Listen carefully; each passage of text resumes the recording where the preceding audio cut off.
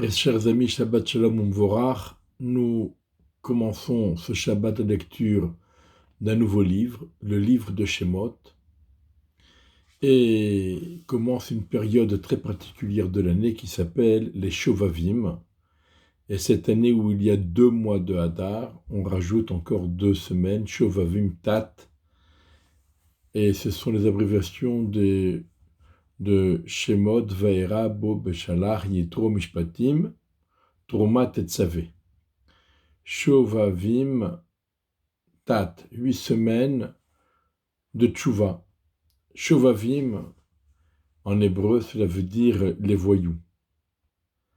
Mais, comme c'est marqué dans le pasuk, Shuvu banim shovavim, erpa meshuvatam, revenez les enfants dévoyés, les petits voyous, erpa meshuvatam, je guérirai votre comportement, disons. Voilà. Donc commence cette période de Shovavim qui est une période de Teshuvah. Mais ce n'est pas la même chose que le mois de Elul, Rosh Hashanah et Kippour. Ce n'est pas les 10 jours de pénitence. C'est une autre sorte de Teshuvah. Une Teshuvah qui est inspirée par les parachutes que nous allons lire. Une Teshuvah qui est inspirée par la Emouna et le Bitachon, la foi et la confiance en Dieu. Une Emouna qui va être inspirée par la sensation de proximité avec Hachem. On ressent parmi nous la présence d'Hachem, à la synagogue, à la maison, dans la voiture, etc. Et bien sûr, cette année, la situation est difficile. On est tous impactés, touchés par ce qui se passe évidemment en Israël. D'abord parce qu'Israël, c'est Israël. C'est la terre d'Israël. C'est l'État d'Israël. C'est les Israéliens. Le peuple d'Israël. Et aussi parce que qui n'a pas de la famille en Israël? On a tous de la famille en Israël. Et on est tous inquiets. Et parce qu'Israël, aussi bien les Israéliens qui vivent en Israël que tous les Juifs dans le monde entier, on est tous une seule famille.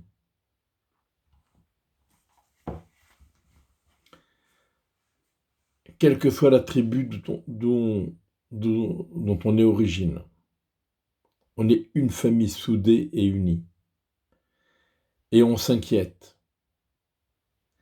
Et on prend part, chacun à sa façon, dans l'effort nécessaire pour éradiquer nos ennemis et pouvoir vivre sereinement notre judaïsme, sereinement et fièrement notre judaïsme. Et la paracha de Shemot, c'est justement une paracha extraordinaire. Et pourquoi extraordinaire? Parce que les béné Israël étaient fiers d'être juifs. Chez le Shinu et Shemotam, et le Shonam, et Malbusham, ils n'ont pas changé leur nom. Ils ont continué à s'appeler selon les noms traditionnels. Ils ont continué à porter les vêtements traditionnels. Ils ont continué à parler la langue traditionnelle. Et encore bien d'autres choses, comme nous le rapporte le Midrash.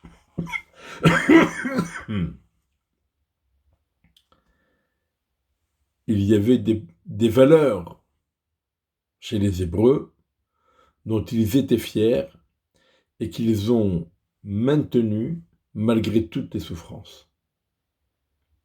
Mais ce qui est important de voir dans cette paracha, c'est la lueur d'espoir qui en surgit. Malheureusement, on entend beaucoup on entend beaucoup de personnes, je ne veux pas dire qu'ils sont défaitistes, mais qui sont terriblement impactés par ce qui se passe, jusqu'à presque désespérer. Et voilà que dans la paracha, il est question de l'esclavage des Hébreux en Égypte. Dès que Yaakov et Yosef sont morts, et les frères de Yosef sont morts, eh bien, les Égyptiens n'avaient plus le même regard vis-à-vis des Hébreux qu'auparavant. Alors, au début, c'était peut-être... on ne se disait plus bonjour, et puis après, on s'ignorait, et puis après, on s'insultait, etc., etc. Petit à petit, le vent a tourné défavorablement pour les Béné Israël. Les 80 dernières années, avec la naissance de Myriam, elle porte ce nom, parce que ce nom rappelle l'amertume. Myriam, c'est un nom qui porte l'amertume. Myriam, Aaron et Moshe, donc ce sont les 80 dernières années de cet exil en Égypte. C'est là que l'exil et l'esclavage ont été les plus durs. Et le pire des pires, c'était la dernière année, lorsque Moshe s'est rendu chez Paro, sur ordre d'Akadosh Baruch Hu. Il était missionné pour cela par Akadosh Baruch Hu. Il est allé accompagné de son frère Aaron pour lui dire « Laisse partir les Hébreux et vont aller servir leur Dieu pour 3 jours. » La réponse, Moshe l'attendait, Dieu le lui avait dit. Mais malgré tout, ça fait mal. Paro lui dit non seulement vous ne partirez pas, non seulement vous allez continuer à travailler, mais en plus vous allez travailler double et triple et quadruple. Chacun devait faire 400 briques par jour. Titenu, tav, tenu, 400 vous donnerez. Et vous n'aurez pas la paille. Allez vous débrouiller pour chercher la paille et pour fabriquer vos briques. L'esclavage est devenu insupportable. Ça n'a pas duré longtemps. Juste le temps de mettre en place les 10 plaies qui vont suivre. Et alors, lorsque Moshe et Aaron sont sortis de cette entrevue terrible avec Paro, ils rencontrent les responsables des Béné Israël, les chefs de chantier, ceux qui recevaient des coups quand les Béné Israël, leurs frères, n'avaient pas pu apporter le quota de briques exigé. Vaïr ou chotre Béné Israël otam bera les morts. Les responsables des Béné Israël ont vu Moshe et Aaron sortant de chez Paro avec un œil, on ne va pas dire un œil mauvais, ni un œil méchant, mais un regard triste, un regard désespéré, un regard... Oui, parce que la situation a empiré de plus en plus. Ra'u otam bera'av tzara amotzot otam. Ils les ont vus avec un regard malheureux, désespéré, apeuré par cette mauvaise nouvelle qui les accable lorsque Paro il a alourdi l'esclavage.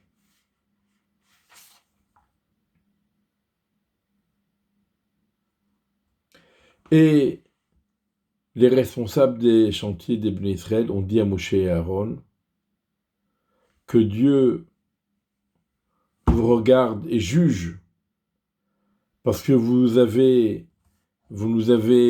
trahis devant Paro, vous êtes la cause que Paro nous voit d'un mauvais œil et vous leur avez donné l'épée, vous leur avez mis l'épée dans la main pour qu'ils nous tuent. Ça veut dire, vous êtes la cause de notre douleur. Les Shotrim, à ce moment-là, ils ont eu un moment de désespoir. Ils étaient désespérés. Et pas uniquement eux. Moshe lui-même, Moshe est retourné vers Dieu, il a dit, Akadosh Baruch Hu, pourquoi tu as causé du tort à ce peuple? Pourquoi tu m'as envoyé? Et depuis que je suis venu chez Paro parler en ton nom, la situation a empiré pour le peuple. Tu ne les as pas sauvés. Donc il y a une note de désespoir quand on voit l'esclavage, la souffrance devenir de plus en plus dure. Et Dieu dit à Moshe, maintenant tu vas voir ce que je vais faire à Paro, car c'est une main puissante qui les renverra, avec une main forte, il les renverra de sa terre. Et là, c'est la réponse à toutes ces situations et à notre situation que nous vivons aujourd'hui. Dieu dit à Moshe, vous croyez que parce que l'esclavage s'est endurci, la situation a apparemment empiré, alors tout est désespéré? Pas du tout. Maintenant, on a enfoncé le clou et maintenant il y aura la Géoula. Il n'y a jamais de situation désespérée. On ne doit jamais perdre sa foi et sa confiance en Hachem, même dans les situations les plus difficiles.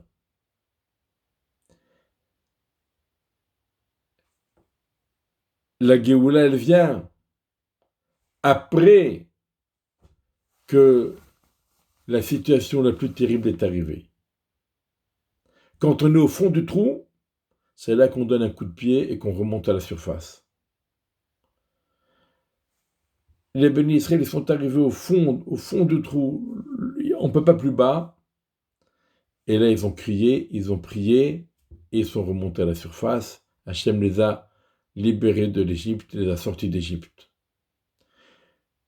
Il ne faut pas voir la difficulté comme un point final d'où on ne peut plus s'en sortir, mais au contraire, lorsque la difficulté est arrivée à son comble, c'est là le signe, lorsque ça devient, on ne peut plus supporter, on ne supportera pas plus, c'est là qu'on va se relever, et c'est là qu'Akadosh Baruch Hu nous enverra la Géoula.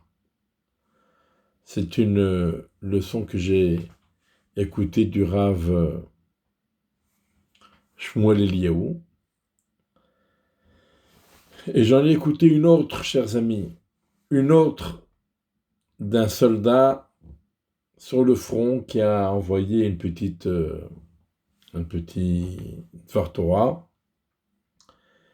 et qui se rapporte à la paracha de Béchalach. À la fin de la paracha de Béchalach, on nous raconte comment Amalek a attaqué les Béné Israël par derrière. Il les a attaqués et il a fait du mal. Et alors Moshe dit à Yoshua, constitue une armée et va faire la guerre contre Amalek. Moshe, pendant que Yoshua est parti faire la guerre contre Amalek, Moshe, accompagné d'Aaron et Hur, sont montés sur la colline, sur la montagne, sur la colline, pour prier. Et on nous dit dans le passouk, et c'était lorsque Moshe élevait sa main Israël l'emportait. Et quand il relâchait sa main, Amalek l'emportait. Et les mains de Moshe étaient lourdes. Ils prirent une pierre, ils la placèrent sous lui, il s'installa dessus. Et Aaron et Hur, Tamchou Beyadav, ils ont porté ses mains, chacun d'un côté, et ses mains étaient le symbole de l'Emouna jusqu'au coucher du soleil. Qu'est-ce que ça veut dire? Cela veut dire que lorsqu'il y a une guerre, eh bien, il y a des hauts et des bas. Et des fois, on peut ressentir une situation, un ressenti de désespoir. Vidé Moshe Kevedim. Les mains de Moshe s'étaient alourdies. Il ne voyait pas la fin, l'issue. Il était presque désespéré. Et dans ce cas, qu'est-ce que certains auraient pu dire? Ouais, c'est quoi ce chef? Même lui, il a perdu espoir, il baisse les bras, etc., etc. Aaron et Hur n'ont pas réagi comme ça. Aaron et Hur, ils ont dit, Moshe, on va t'aider. On est là pour t'aider. Tamprou Beyadav.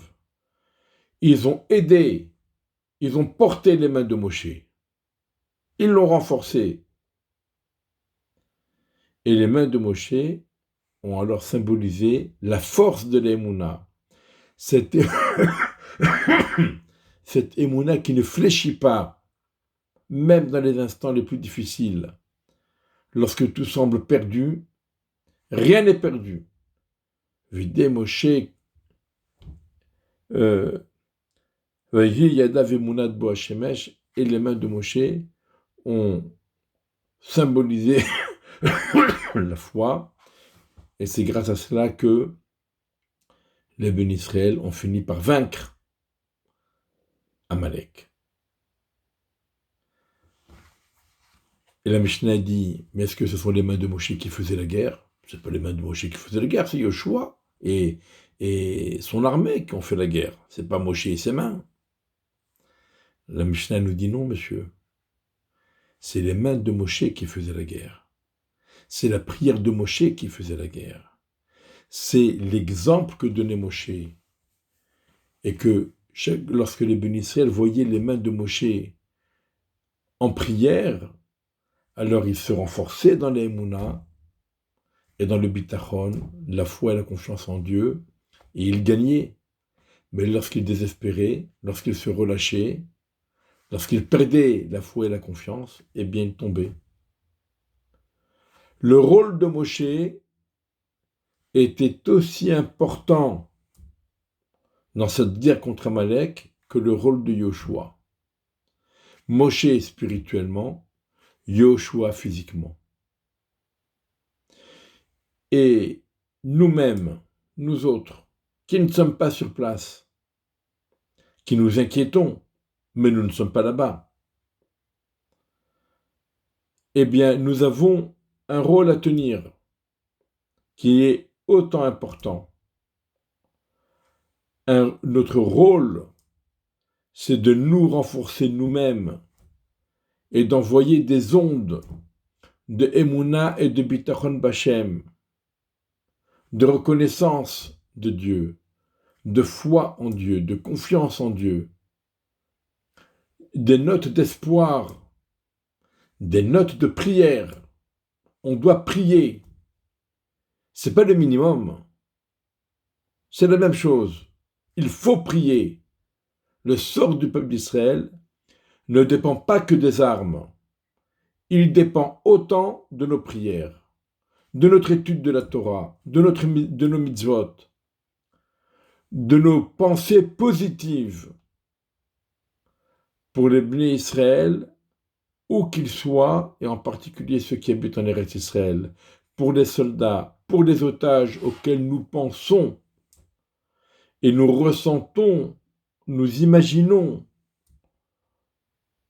leurs souffrances, les souffrances qu'ils endurent depuis plus de 3 mois, qu'Akadosh Baruch Hu apporte très rapidement à leur libération et que Bezrat Hashem, tous puissent rentrer chez eux vainqueurs, joyeux, sereins et en bonne santé physique et mentale, Bezrat Hashem. Il faut prier pour ça, parce qu'il y a des maladies qui se voient,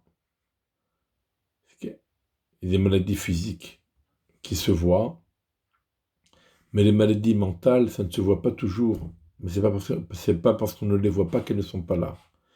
Et on doit prier pour qu'Akadosh Baruch Hu apporte une refoua shelema, une bonne santé à tous les niveaux, à tout le monde, otages et soldats, et tous les bénis Israël, où qu'ils soient, en Eretz Israël et ailleurs, et que Bezrat Hashem, ce livre que nous commençons, et que le Ramban appelle le livre de la Géoula, eh bien qu'il apporte la Géoula, Bimhera B'Yamenu, Amen.